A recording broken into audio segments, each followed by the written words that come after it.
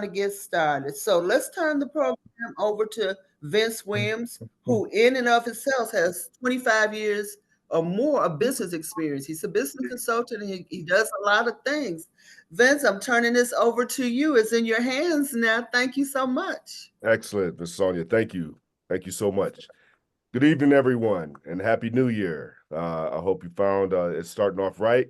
I think you're in the right place, and this is what we're looking to do is to network and connect people together with this new initiative from Chicago Black Business Network of Ask the Experts. I think we're waiting for one or two more of the panelists to join. I'm making notes of those that are coming in. So we're going to keep this very casual, very organic. As Sonia mentioned, my name is Vince Williams. I'm the Chief Operating Officer here at Entrepreneurs Academy. I'm also a business advisor, a consultant that works on minority-owned businesses. I'm an instructor here at Entrepreneurs Academy, and I'm also a third-generation small business owner right here in Chicago. So for those of you that are familiar with Entrepreneurs Academy, we're a social enterprise organization that's located here in Chicago that provides technical assistance, entrepreneurial education, and resources for those seeking to start a business, purchase or acquire a business, uh, grow their business, and in some cases, assistance with dissolving that business. We cater to entrepreneurs from the Black community, the Hispanic community, the LGBTQIA plus community, veterans, and those that have been justice impacted or formerly incarcerated. Our programs and our workshops focus on sharing startup resources, help you identify clients and customers, register and document your new business, that new venture, determine the cost to operate that venture. We also provide some workshops on marketing, marketing concepts, and for many of you, we share access to organizations that can provide access to capital and access to credit, which we know has been a big pain point for many of us entrepreneurs of colors. We're excited to be working with you participants today that are coming on board. And we also have some other experts that will be joining this moving forward, like insurance agents, mentors, legal counselors, and all that you can learn more from. If you want to learn more about Entrepreneurs Academy and the programs that we're doing, please reach out to us at www.entrepreneursacademy.net. That's www.entrepreneursacademy.net, N-E-T. You can join our mailing list and receive tons of information that we send out. I'd like to talk a little bit, and I'm sure Philip Fairweather, who's going to be on the panel as well, will talk more about this in detail. Some information about our flagship program called Fast Launch Entrepreneurship Educational Training, or FLEET. This program is going to be starting in February of this year, 2024. We're going to be offering 3 programs around the city of Chicago. They are in-person programs on the west side, the south side, and the south suburbs of Chicago. And in addition to that, we're going to be featuring a new festival that's going to be in the beginning months of the summer called our Wealth and Wellness Festival, where we celebrate, congratulate, and feature small businesses. We have food trucks, wellness and yoga workshops, fitness, financial literacy workshops, fitness workshops, and we also curate a really great discussion on entrepreneurship, mental health and wellness, and community building allyship. Please save that date. It'll be on June the 1st of 2024 here in Chicago. But I'm not going to waste any more time with talking about Entrepreneurs Academy and what we're doing there, because again, we are super excited to participate in Sonia Cassandra Perdue's Ask the Expert, where we have identified the opportunity to share with you some of our experiences and the perspectives from 6 panelists today that's going to work with you and talk with you and curate, again, some of the questions that you will share through this. As Sonia mentioned, if you have some questions, please raise your hand. I will be moderating this. After each panelist tells you a little bit more about their subject matter expertise and their business perspectives, I will call on you. Well, you'll be able to ask your question to the expert there. If we are not able to get to all of your questions, please just include them in the chat, where we will then get the expert to answer that question, and we will get that answered over to you. We want to start creating an ecosystem of support for entrepreneurs of color here. So this is where we're starting with this here as well. We are asking that you mute your microphones just so that we don't have any background noise or anything there from their surroundings as we embrace this new way that we are communicating through technology. And so when you do have that question, just put in, raise your hand and I will be able to get to you. If you don't want to speak, just go ahead and put that down in the chat and we'll be able to get that from you. There's no set agenda, but again, we're hoping to share some insight into each panelist's respective organization and their expertise. So I'm going to go ahead and get started. We're going to hear tonight from Miss Romona Myles, Chef Keidi Awadu, Mr. Harold Dennis, Miss Fallon Flowers, Mr. Philip Fairweather, and Dr. Anthony Gatt. So without further ado, let's begin with our first panelist, Miss Romona Myles, who will share some information about and expertise about our information. So, Miss Romona, the floor is all yours. Oh, wow. I didn't know I was first. Welcome to 2024. Thank you all. Yes, thank you. Happy New Year to everyone. And thanks everyone that I invited for showing up. That's amazing. I could see some familiar faces on here. It was a pleasure to hear what you're doing, Vincent, around Chicago. I'm a native of Chicago right now. I'm not there, but that's amazing, and I know some people I can send your way.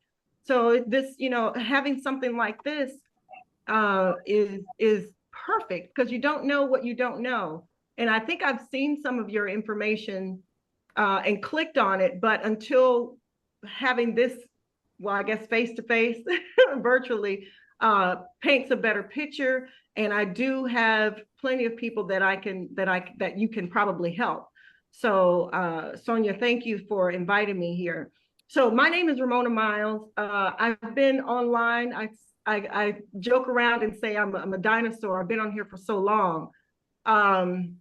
But it's been more of a learning experience. And I used to wanted to have something on here when we were calling this a web page. We didn't have the term website at the time. So I had tapped into this space through an infomercial on TV where they said you can make money off of the World Wide Web. And this was in 1994, I think. And that was back when we had to install those floppy disks, if anybody remember those. Those floppy disks from AOL, right? So that just goes to show you how long this has been going on. And to think now where we are, like globally, like we were still sending out pen pal letters at that time and trying to dial up and connect on the internet. Now I am off of US soil, still talking to people, seeing them on a screen right here in front of me. So this is amazing. And with that being said, we have thousands of people daily coming online, wanting to start businesses, wanting to expand on their hobbies and really enjoy life without the traditional way of bringing in an income. And as I got older and turned 50, I started to really connect with more women 50 and over who were struggling with very simple things to get online. And when 2020 happened, it really flooded my space, finding out that a lot of professional people didn't have the knowledge of what it takes to take their profession offline to online. So I found myself helping a lot of women just with, web one page maybe, or maybe changing some things on their website, taking their business information and putting it online where people can find them differently from having office hours. That's different. And so I sort of fell into this groove with what I didn't want to do anymore, which was just build websites. I used to design WordPress themes and convert them. I used to build them with like in Dreamweaver and stuff like that, and then convert them into WordPress and then build websites that way. And I had been doing that for a few years and I wanted to stop, only to find myself back in this space again, but serving differently. So with that being said, Tech Savvy Women Over 50 was developed, and it's just started at first just to be a project where I would get a group of women together and we would just, network. And that didn't work out the way I had planned, simply because I didn't feel like I was serving them the way I can now. So now I've transitioned and pivoted over into Tech Savvy Women Over 50 being a magazine. And inside that space, we collaborate, and I'm taking them through a process of from wherever they are now to their end goal, which is to increase their clientele, get more people, get their products out in front of more people through the magazine. And then there's this collaboration thing going on in the background with affiliate marketing and them being able to set up affiliate links for themselves. So I think it's very unique. It's in an infancy right now. And I said I have a few people that I did invite. So one of them, I think all three of them will be on the cover in different months throughout this year. So I'm excited about that. And what I would like to bring to the table is to lessen the overwhelm of getting started. Most of us, what I had experienced, think we need a full-blown website, and then you have people saying you only need one page, and they don't know what that means. And so what I have figured for to get someone started is thinking of funnels. So when ClickFunnels came out, everybody was like, oh, funnel, funnel, funnel. And sometimes I've seen people struggle with that. So as I learned the back end of ClickFunnels, I realized that for most people, they just want to start. So where's a good starting point for them with the technology? Like, they don't need everything. So what do they need? So we do an assessment and start where they are. So a funnel is itself a website. And what I narrowed down and started to niche down even more was to help them with whatever product or service that they're offering at the moment, and then build from there. So it could just be 3 or 4 pages. It could be, a page where a landing page where they'll download maybe a freebie or something, and then they'll take a person into that funnel and create that customer journey for that person and nurture them all the way to a purchase. And then I also realized that doesn't work for everybody. Sometimes people just want to get to just tell me what I need to do to buy what you have, because I know you can help me. So then I started to dive a little bit into the difference between a marketing funnel and a sales funnel. And that's my groove. That's my zone. And that's where I am. So if anybody has questions about, funnels and what's needed for them at the moment when they're starting something new, or they want to launch something, or they want to take a product or service that sort of, it was good, but they had to update. So they're going to tweak it a bit and take it back out to the market. Those are the type of questions, answers to questions that I can provide, if that makes any sense to everybody. Oh, it totally does, Romona. No, thank you so much. And I appreciate you sharing when you first started speaking, that you have some contacts that you love to forward along to me. So I look forward to seeing how we can assist that in the Chicago area. If you don't mind, I do see a hand raised there from Mr. Fairweather. Where are you located now? You said you were formerly in Chicago. Do I understand that are you in Egypt? Yeah, I'm in Cairo. Is that right? I love it. Yeah. International. Outstanding. So being able to share that. We'll go ahead and start with you, Philip, if you want to unmute yourself and then go ahead and ask your question. Sure. Thank you. Thanks, Vince. Nice to meet you, Romona. Happy New Year to everyone. I know it's a little struggle trying to get back into the flow of things in the first week. You're in Cairo. I just got back from Costa Rica. So I'm slow getting back into the groove. But I had a question for you. So Tech Savvy Women Over 50, do you have a place for women in all technologies, or is this just websites? Yeah, I guess I need to also clarify the technology. what I do is I help women, especially if they're transitioning from offline to online, but if they're already online and they're struggling with getting some of the back end things ready, on their site so that they can communicate, they can follow up, which would be email marketing, helping them with their email sequencing, that kind of thing. I can, and I still do build websites. So if that's a yes or no kind of answer, but for most, it's overwhelming, and maybe someone's not at that price point. So I'm finding a place where we can bring the cost down and help them get started, and then build as we go. Build Gotcha. out as we go. Yeah. Gotcha. No, because I've been looking for someone that's versed in fabrics for wearable tech and sensors. So that's why I was asking, is it a variety of technologies, medical, sensors, drones, or was it really focused on getting online and websites? But you made it clear. Getting online and websites. Now, are you talking about like applications that perform, that could be built for those products and services? I'm not really clear. Yeah, we're a small group here tonight, everyone. So Phil, if you don't mind, go ahead and share your business your business with the others. Yeah, that's what I did, and I just took your information down, so we can circle back offline. Okay, yeah. I finally opened the chat, and I'm trying to read and see what and see what's going on there. Yeah. All right, perfect. If you can go ahead and take your hand down there, Phil. Yeah. Excellent. Was there any other questions there for Ramona? If not, I'll go ahead and go to our next speaker. Anyone raise your hand or in the chat?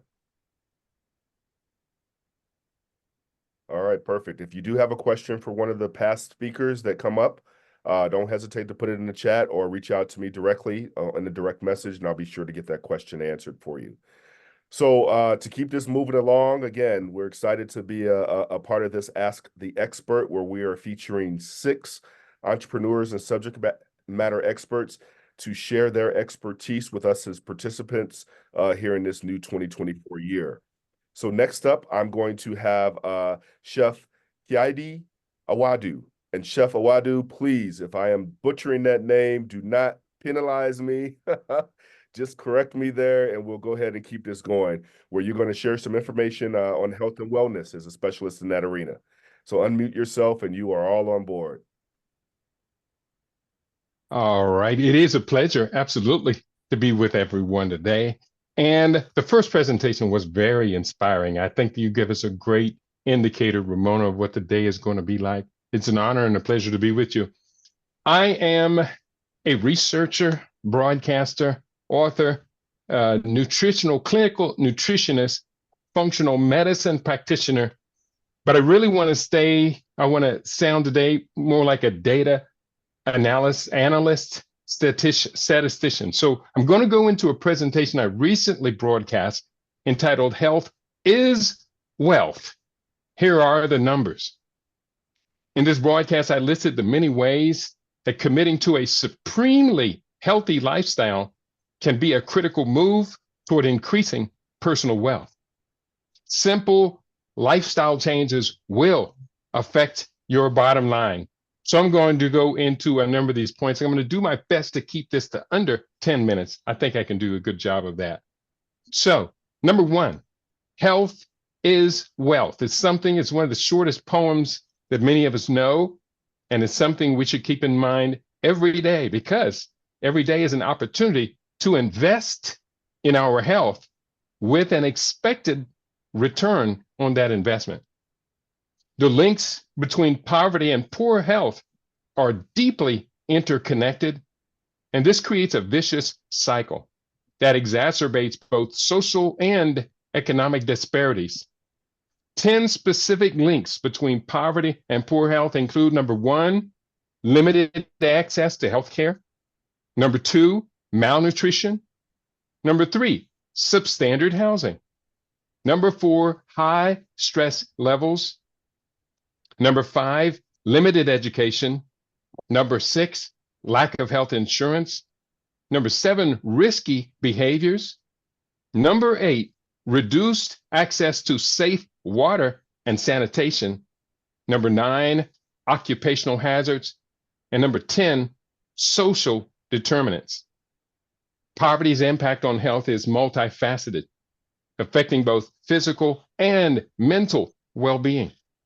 And addressing poverty is crucial for improving overall public health.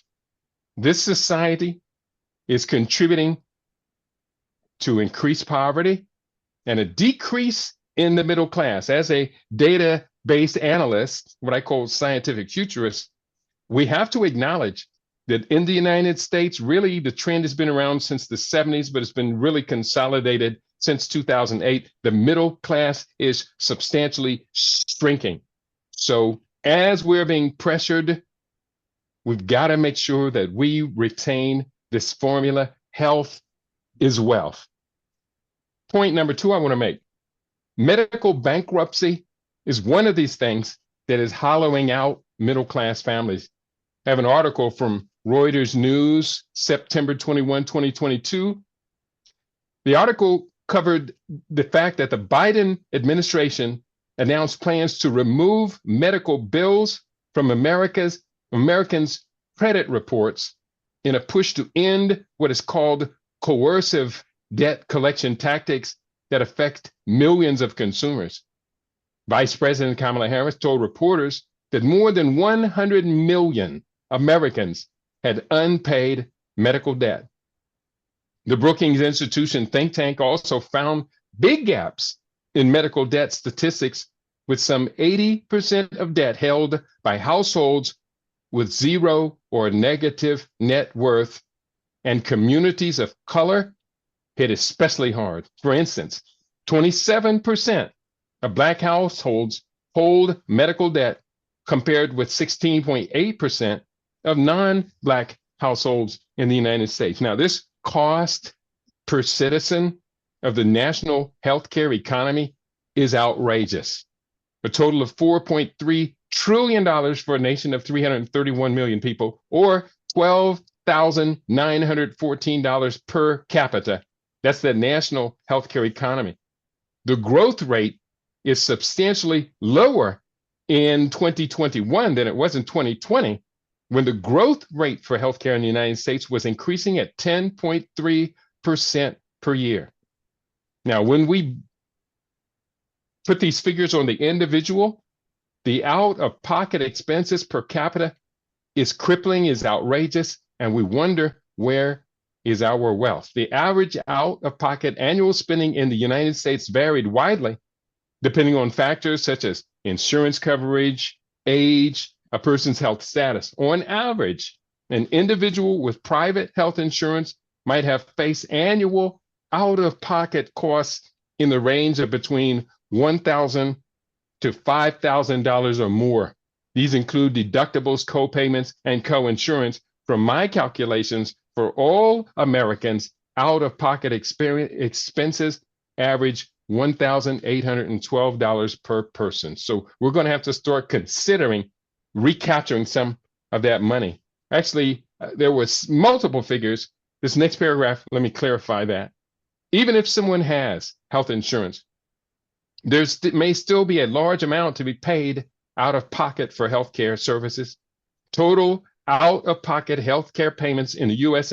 continue to increase, has surpassed $433 billion in 2021, amounting to $1,312 for every person in that country. Now, for people who did not have the insurance, that was that $1,812 figure. Going forward, this is what I really want to focus on.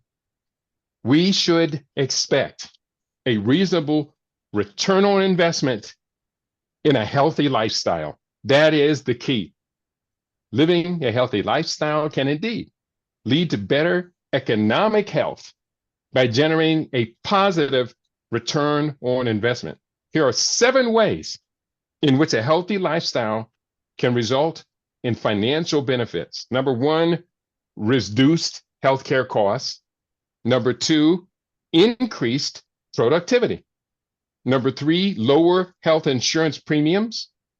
Number 4, longevity and retirement savings. Number 5, decreased absenteeism. Number 6, fewer over-the-counter medications.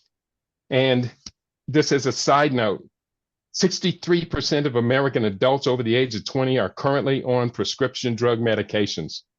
1 out of every 6 of those is on 5 or more simultaneously.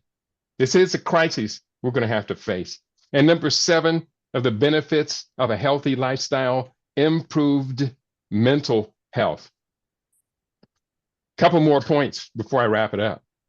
Eating high on the hog is expensive and it is deadly. Luxurious high-end foods are typically more expensive, which can strain your budget and lead to overspending on food.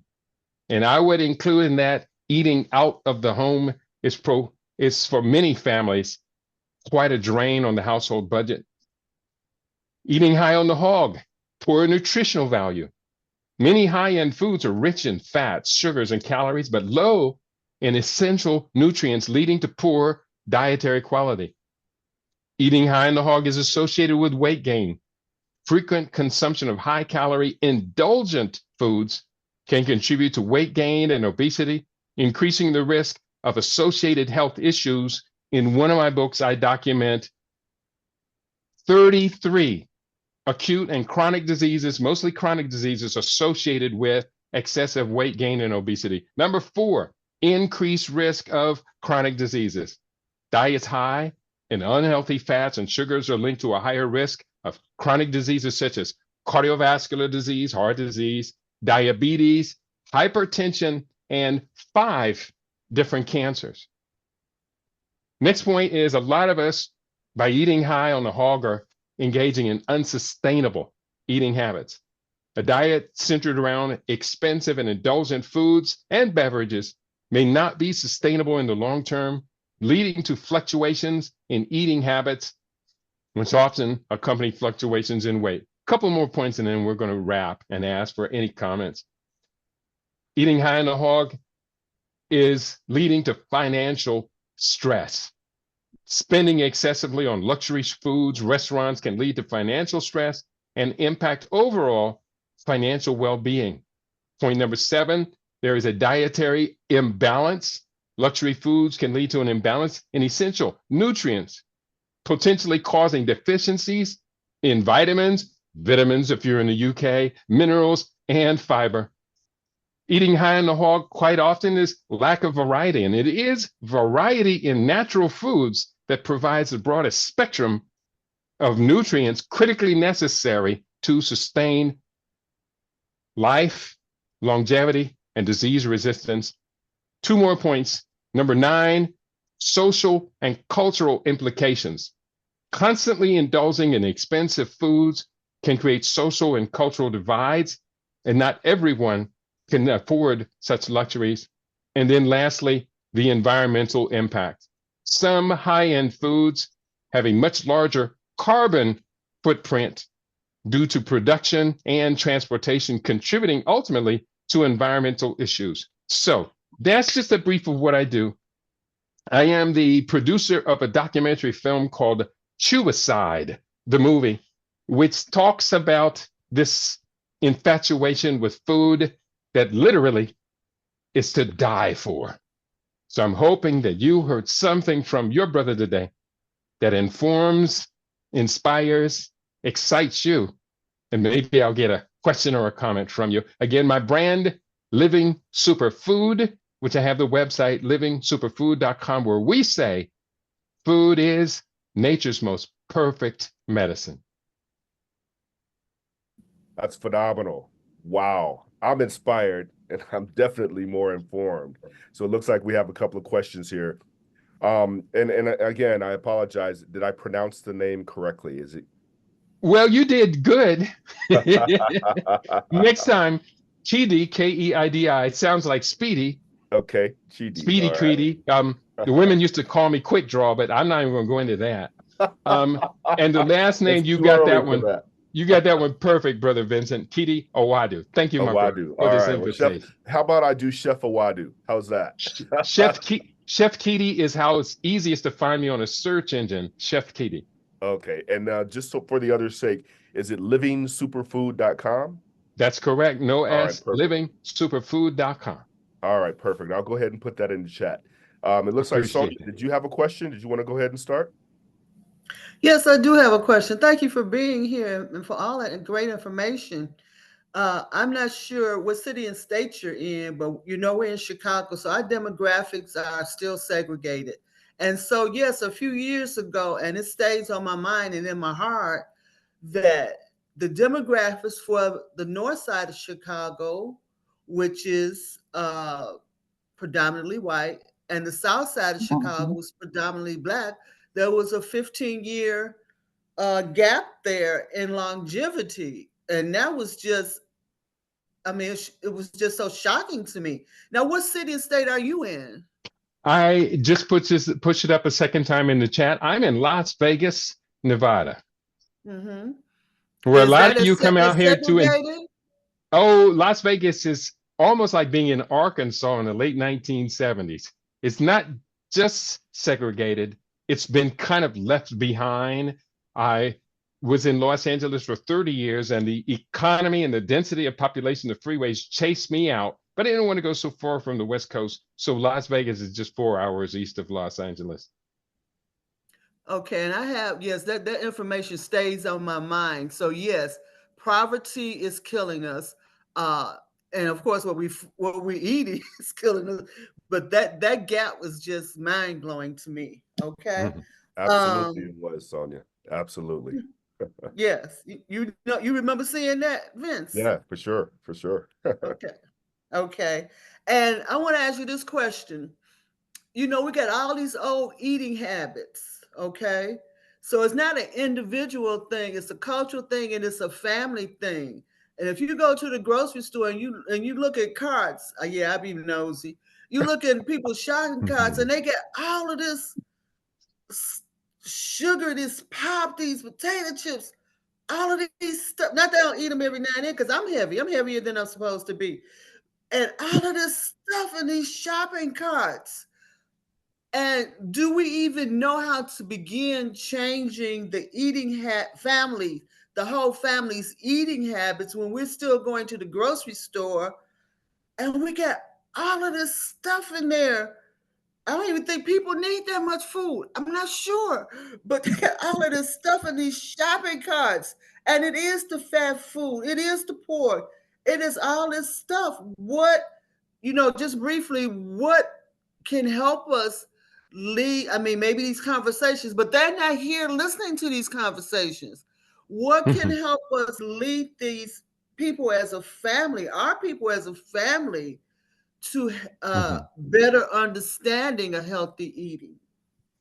Sonia, your passion is infectious.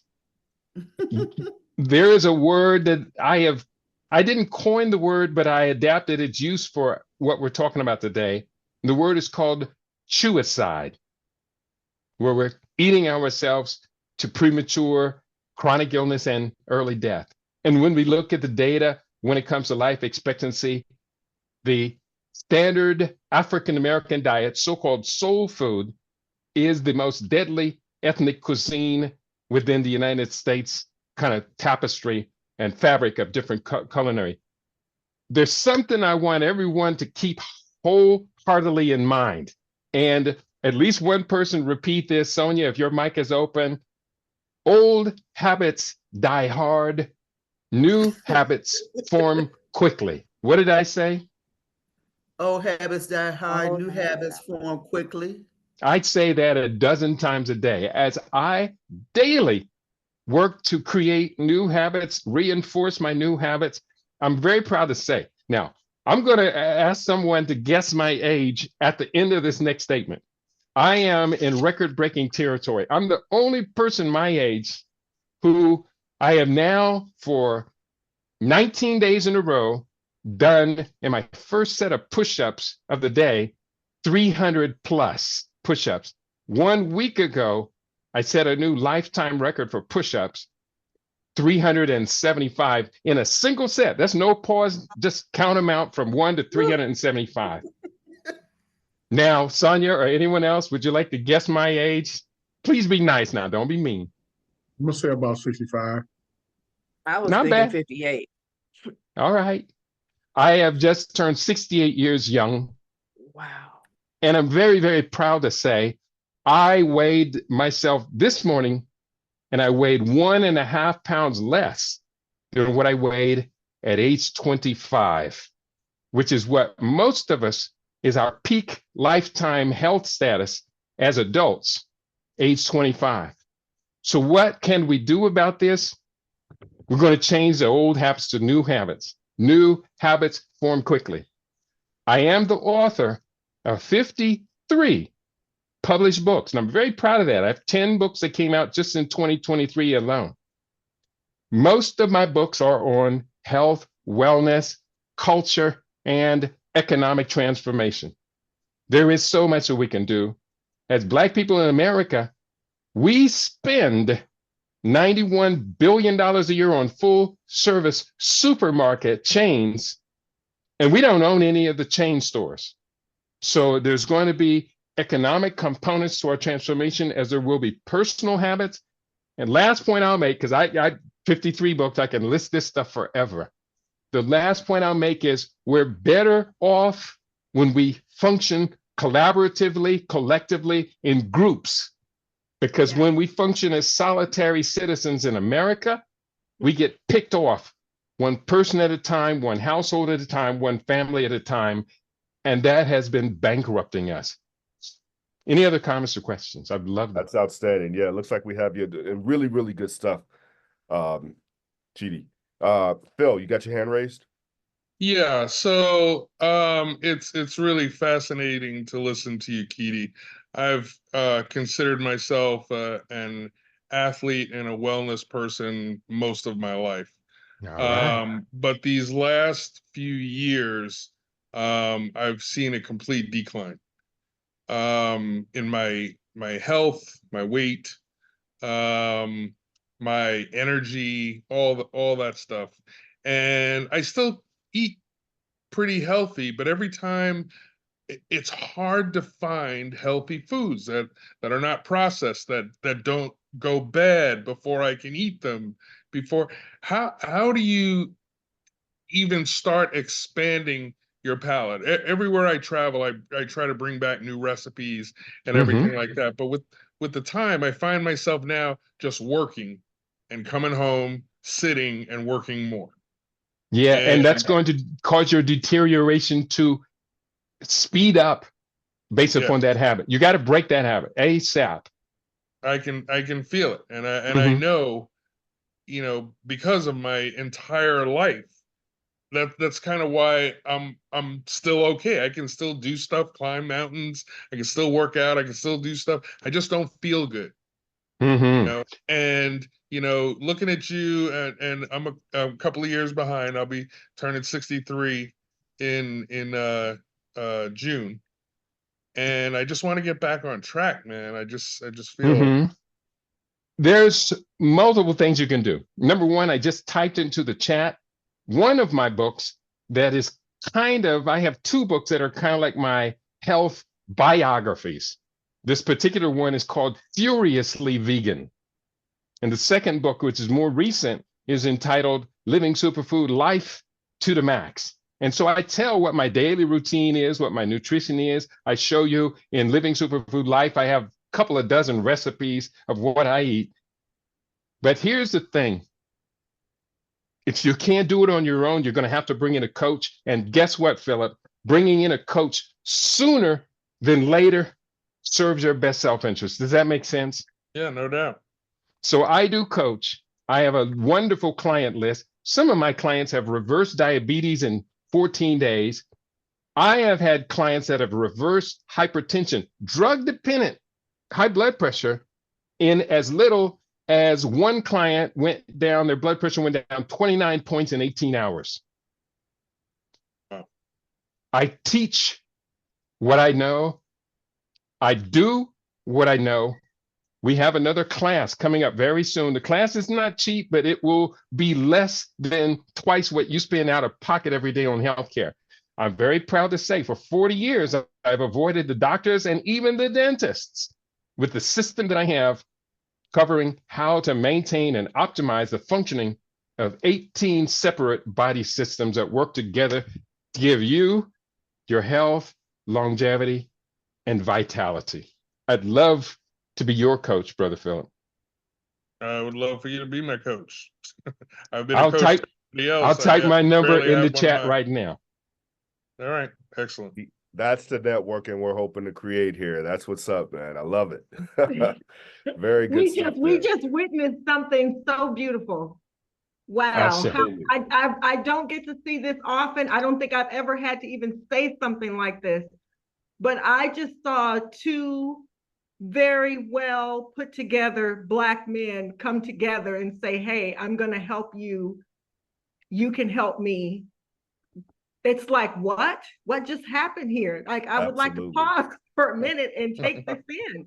I've never seen this. And wow. We are making history, Miss Romona. Yes. We are doing it, changing Yes. it. Thank you for Controlling the our narrative, invitation. right? Oh my Absolutely. goodness. I love it. I love it. Keidi, it looks like we have another question there. Minnie, did you want to unmute yourself and ask your question?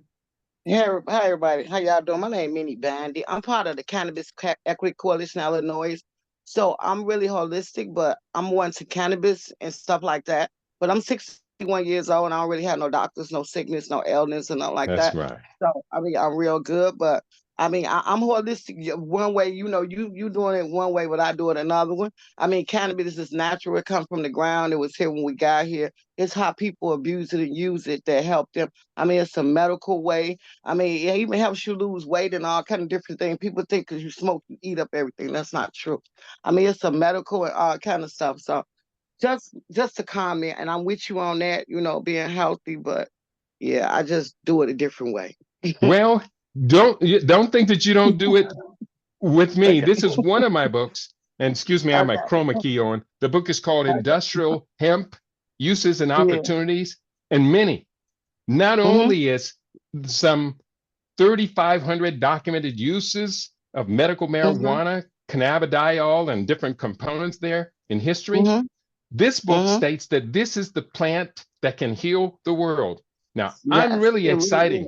Since this book came out, a group in Ghana got their hands on the book and they got the Ghanaian parliament to change the law and allow them to grow low THC industrial hemp. And they used that then to secure a $19 million deal with a Portuguese company. Yes. We, as Africans in America, would be foolish to overlook the explosive opportunity to invest in cannabis development on the African continent. American cannabis development is pretty much kind of sewn up. There's room for individuals to make money in it, but the big avenues have been sewn up. But Ghana, Malawi, Kenya, Uganda, and other African countries, it's growing rather fast, are opening up their economies to the new hemp/cannabis economy. We better get there, and we better get there as fast as possible. If you're interested in talking about that, the book is, again, Industrial Hemp Uses and Opportunities, but my phone number is in the chat.